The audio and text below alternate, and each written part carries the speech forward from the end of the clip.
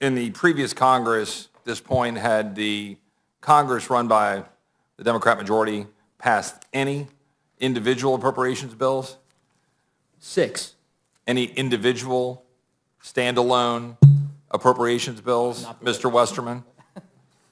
Not that I'm aware of. They waited and passed a massive omnibus bill that had, So on all July, kinds of I don't know, I ornaments. think 22nd or something like that, they passed a minibus with 6 appropriations bills and a minibus in July, which of course went nowhere. And in fact, there was an omnibus passed in December that, to the best of my understanding, was an increase of spending of roughly 10% for defense and 7% for non-defense, $1.7 trillion bill, including a massive package for Ukraine, correct? So in other words, this wailing and gnashing of teeth of what bills have been passed or not passed here in July, the previous House, led by Democrats, had done no such thing, had passed no individual bills. And in fact, we have Milcon, it was a 6-bus. Mr. Roy. It was a 6-bill gentleman minibus. Yeah, a minibus that included 6 individual bills. Right. Passed it, the minibus, which then went nowhere and was a part of an omnibus package in December later in the But year. how many have the Republicans passed? Well, we'll cross gentlemen- that Oh, no, bridge when we I get yield. there. Gentleman from Texas controls the time, but I And would so- also ask that you not talk over one another. It's very difficult for the stenographer. Thank you very much. Gentleman's recognized. So, Mr. Westerman, with respect to Milcon VA, that is currently on the agenda for this week, correct? as far as I know, and you would know better here at the Rules Committee, and Right. Ag Appropriations, I believe, as well, possibly. That's right. And how much is our current national debt? About $3 trillion? $33.5 trillion? Heading that way with a 1.4 or 1.6 trillion deficit in the last Congress. That's right. How much have we added to the national debt since the debt ceiling deal that was struck Memorial Day weekend? Over $1 trillion since Memorial Day weekend. Does that sound about right? Sounds right.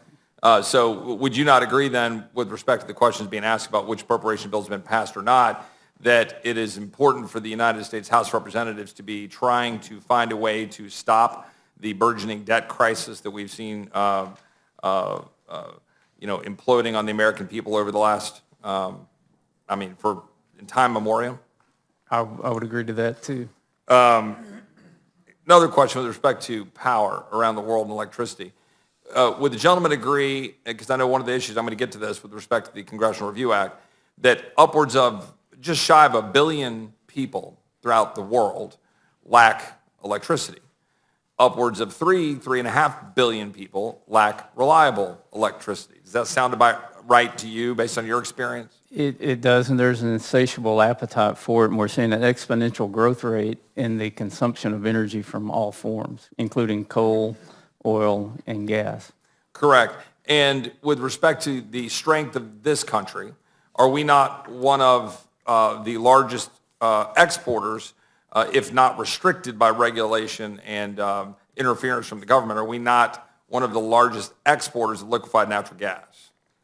We are, and we could be the world's dominant exporter of liquefied natural gas, which would do more to reduce carbon and address the climate than anything else we've talked about in Congress. And do more to improve the lives of human beings around the world, particularly the 3.5 billion people who lack reliable energy, correct? Correct. And of the competing sources of power, is it not true that, for example, solar panels, 80% plus of solar panels parts, from sort of begin and end, are produced by China or Chinese companies? Does that sound about right to you? I thought it was a little higher than that, but it sounds about right. Yeah, it might be a little higher than that. You might be right. Is it also not true that of the 10 biggest wind turbine manufacturers and companies involved in wind production, 7 of the 10 largest are Chinese-based companies? Does that sound right to you? That sounds correct. Plus, they control the elements and minerals that go into them. Correct. Is it in our national security interest to turn over the production of power to the Chinese? It wouldn't, according to my ideas, and I'm assuming the way you see the world as well. Is it in the interest of the world to have reliable energy that we rely on the Chinese to be able to produce that power, as opposed to having the United States be able to export liquefied natural gas, among other resources? I would go with America every time on that one. And kind of final point on that, is it helpful or harmful to production of liquefied natural gas, petroleum, oil, and other products that we produce in this country for the, I don't know, roughly 80% of the world's energy supplies that still come from fossil fuels. Is it helpful or harmful to have regulations like the Congressional Review Act legislation before us is targeting this week? It's helpful to be able to push back on these radical rules that are not really about helping the species. I have different views than Mr. Norman on the bat. I think bats are good because they eat bugs and provide a good service to mankind. But the administration's rules are not going to help the bat, and they're certainly not going to help our energy dominance and help the world to be a cleaner, safer, and stronger place. And what it will do is play into the hands of, as you've mentioned, the Chinese Communist Party. But also you look at Russia and OPEC and the others who produce oil and gas to fill in the demands that we're not meeting because we're not producing it here, which that's bad for the world as well. Ranking Member Grijalva, I'm correct that you co-sponsored and support legislation to ban fracking. Is that correct? Yep. Chairman Westerman, do you think it is a good idea to ban fracking? If you don't want to see America dominant in oil and gas production, then that's a great way to go about stopping it. But I personally don't think it's good science or good policy to ban fracking.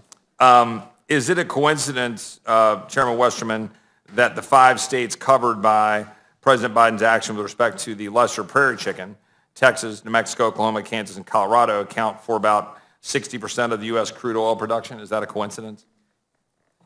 I don't think it's just coincidental that these species that are located and are co-located with where we do a lot of energy production are the ones that get targeted the most by this administration.